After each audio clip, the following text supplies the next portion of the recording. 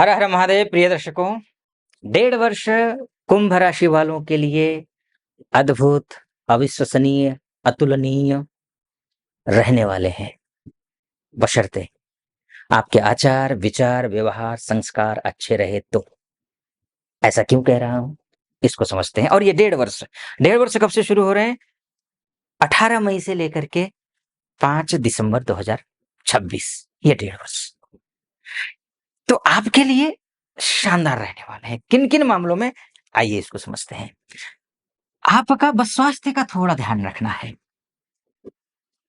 पहले नेगेटिव बता दूं, स्वास्थ्य थोड़ा ध्यान रखिएगा। पैरों में अगर समस्या पहले से ही हो, जॉइंट्स में प्रॉब्लम हो तो सावधानी बरतिए, ये खराब करेगा। माइग्रेन हो तो ध्यान रखिए। नेगेटिविटी छाई हुई रहती है हमेशा तो ध्यान रखिए। एंजाइटी है तो ध्यान रखिए।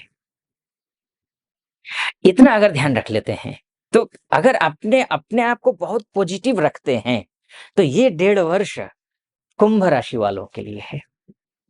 आपकी राशि में ही राहु रहेंगे, और राहु कोई खगोलीय ग्रह है नहीं, ये कोई भौतिक पिंड है नहीं, ये एक छाया ग्रह है। शनि की राशि में बैठा है, शनि का जैसा फल देगा।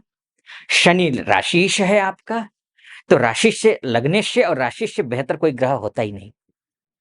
और शनि की विशेषता है, जो आपने किया है या जो आप कर रहे हैं उसी का फल देगा, अलग से कोई फल देगा नहीं। इसलिए शनि को कर्म फलदाता कहा गया है। लेकिन काम में राहु भ्रम पैदा करेगा।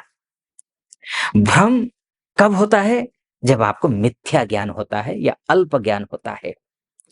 तो सबसे पहली शर्त क्या है कि आपको अपनी मिथ्या ज्ञान या फिर अल्प ज्ञान को दूर करना है। अर्थात जिस किसी भी फील्ड में हैं आप, अगर आप व्यवसायी हैं तो अपने व्यवसाय के बारे में ए टू जेड जान लीजिए। आपका कॉम्पिटिटर क्या कर रहा है, आप कितने पानी में हैं, ये आप जान लीजिए। और क्लाइंट को कैसे डील करना है, ये आप अच्छे से समझ लीजिए।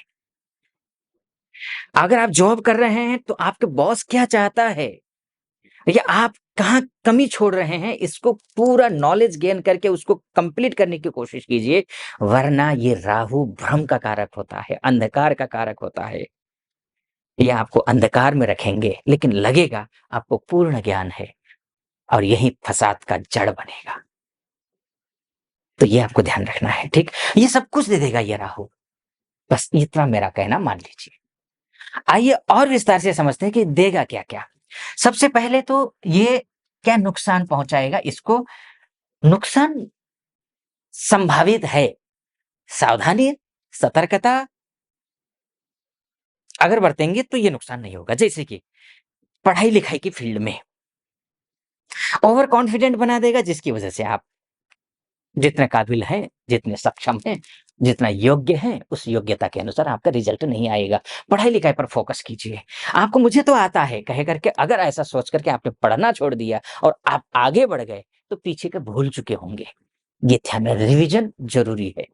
एक दूसरी बात, निजी जीवन में कहीं किसी की किसी प्रकार की गलती हो तो एक दूसरे को समझ करके आप आगे बढ़िए। किसी भी गलतफहमी में मत रहिए, क्योंकि ये राहु गलतफहमी पैदा करता है। दूसरी बात, तीसरी बात, संतान क्या कर रही है, संतान की दिशा और दशा सही है या नहीं है, ये इसमें आप अपनी पैनी नजर लगाए रखिए, गड़ाए रखिए। संतान के लिए बहुत ज्यादा शुभ नहीं है। संतान नव दंपति हैं, संतान प्राप्ति के प्रयास कर रहे हैं, तब भी सावधानी बरतिए। ये आपको ये चीजें ध्यान रखनी है। अगर सावधानी बरतते हैं तो ये गलत करेगा ऐसा नहीं कह रहा हूं मैं, बस सावधानी बरतने के लिए कह रहा हूं। सावधानी बरतते हैं, इन सभी क्षेत्रों में शिखर पर पहुंचेंगे आप। अब आगे आइए, बिजनेस की बात करते हैं, दाम्पत्य जीवन की बात करते हैं और भाग्य की बात करेंगे। आगे चलकर कितना भाग्य साथ देगा और क्या उपाय हैं, इस पर चर्चा करेंगे। उससे पहले एक निवेदन करूंगा आपके समक्ष।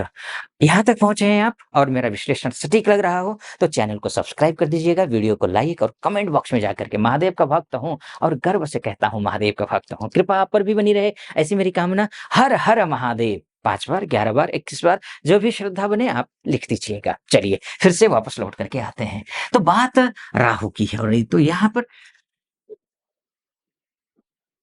कुछ अकूत पैसा देगा ये। थंबनेल में देखा होगा ना आपने, ये होकर रहेगा, कोई रोकने वाला नहीं है, अकूत पैसा देगा। लेकिन फिर से मैं बोलूंगा, सप्तम में देखेगा, आपको भ्रम की स्थिति में डालेगा। मुझे एक ही बात का डर है, एक ही बात का डर है मुझे, आप अपने जिम्मेदारी को सही तरीके से संभवतः नहीं निभाएं, तो आपका बिजनेस लॉस होगा, अन्यथा आप गेन कर रहे हैं, भाग्य में वृद्धि हो रही है, आपका भाग्य के साथ बिजनेस अच्छा हो रहा है।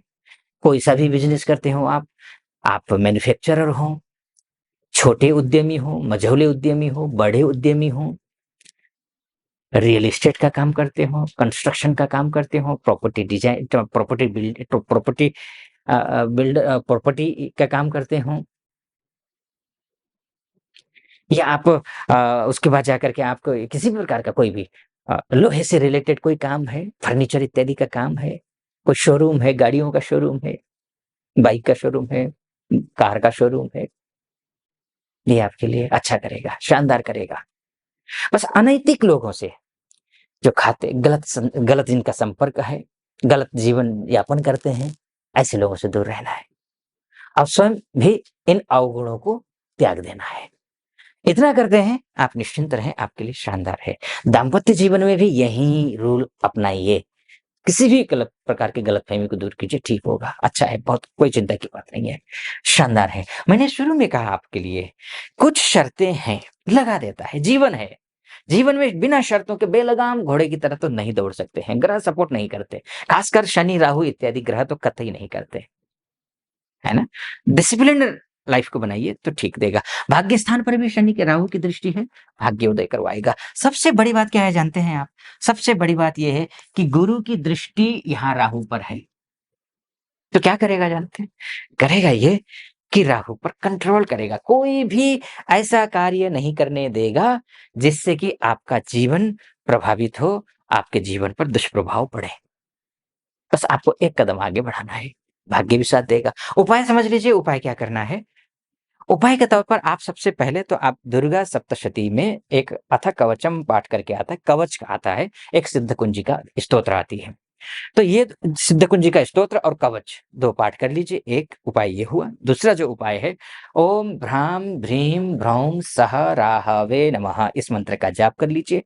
तीसरा जो उपाय है, आप अगर ये दोनों नहीं कर पाते हैं तो अपने वजन के बराबर जौ लीजिए, जौ, और तुला दान कीजिए शनिवार या पूर्णिमा के दिन। तीसरा उपाय। चौथा जो उपाय है, अब ये तीनों नहीं कर पाते हैं तो इस स्थिति में आटे में चीनी डाल करके आप चींटियों को खिलाइए। गर्मियों का सीजन शुरू हो गया है, पक्षियों के लिए पानी निकाल दीजिए, पक्षियों के लिए बाजरा निकाल दीजिए, खाना निकाल दीजिए। आप बंदरों को जो है ना चने खिलाइए, गुड़ खिलाइए। ऐसा करेंगे तो अब गाय को जो है आप हरा घास खिलाइए, ये सब कुछ करेंगे, ठीक रहेगा। खैर, मैंने आपको ये बताने की कोशिश की है कि राहु यहाँ रहेगा तो ये फल देगा। मूलतः आपकी कुंडली क्या कहती है, सबसे ज्यादा मायने तो वही रखता है। आपकी कुंडली ही आपका दर्पण है। आप अपनी कुंडली के बारे में चर्चा करना चाहते हैं, महिला हो या पुरुष हो, देश में रहते हो या विदेश में रहते हो, तो ये नंबर है, इस नंबर पे कॉल कीजिए या फिर व्हाट्सएप कीजिए, मेरी टीम से बात कीजिए, अपॉइंटमेंट ले लीजिए, मैं स्वयं आपकी कुंडली का विश्लेषण करूंगा। सटीक लगा हो, सब्सक्राइब, लाइक और कमेंट जरूर कर दीजिएगा। फिलहाल अनुमति चाहूंगा। हर हर महादेव।